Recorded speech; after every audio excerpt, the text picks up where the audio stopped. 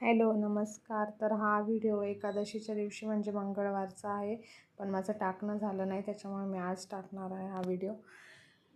तर मंगळवारी मी सगळ्यात आधी एकादशी होती त्याच्यामुळे मस्त रांगोळी काढून घेतली. त्याच्यानंतर मी रोज तुळशीची पूजा करते. मी अशी तुळशीची पूजा केली.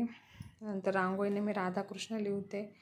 ते म्हणजे असं काढून घेते रांगोळीने, छान वाटतं. नंतर अशी तुळस मस्त दिसत होती. नंतर उंबरठ्याला हळदीचं लेपन केलं.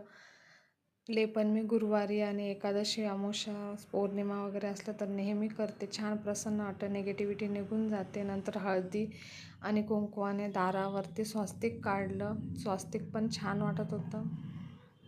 आणि त्याच्यानंतर श्रीकृष्णाची मूर्ती होती, तिला मस्त असं सजवलं होतं. मूर्ती पण खूप प्रसन्न दिसत होती आणि खूप छान वाटत होतं. मूर्तीकडे एकटक बघावं असं वाटत होतं. मूर्ती मस्त दिसत होती आज. त्याच्यानंतर त्याच दिवशी रात्री एकादशीलाच आमच्या घरी ब्रह्मकमळ फुलले.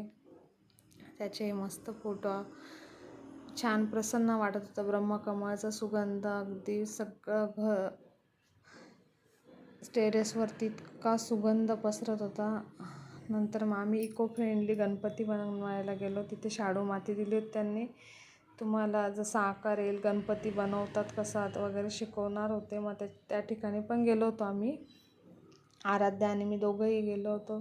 आम्हाला तर पहिल्यांदाच गणपती बनवण्याचा अनुभव होता. इथे ही बनवत होती. हिलाही नव्हतं जमत, पण बघून बघून सुरू होतं काहीतरी कलाकारी करणं. फायनली आमचा गणपती असा दिसत होता. बनवलाच आम्ही. काहीतरी भरपूर कष्ट घेतले त्या गणपती बनवण्यासाठी आणि मस्त असा गणपती रेडी झाला. मग पहिल्यांदा गणपती बनवण्याचा अनुभव खूप मस्त होता. असं सगळ्यांनी असे गणपती बनवले होते. मग नंतर त्यांनी सगळ्यांनी फोटोशूट केले.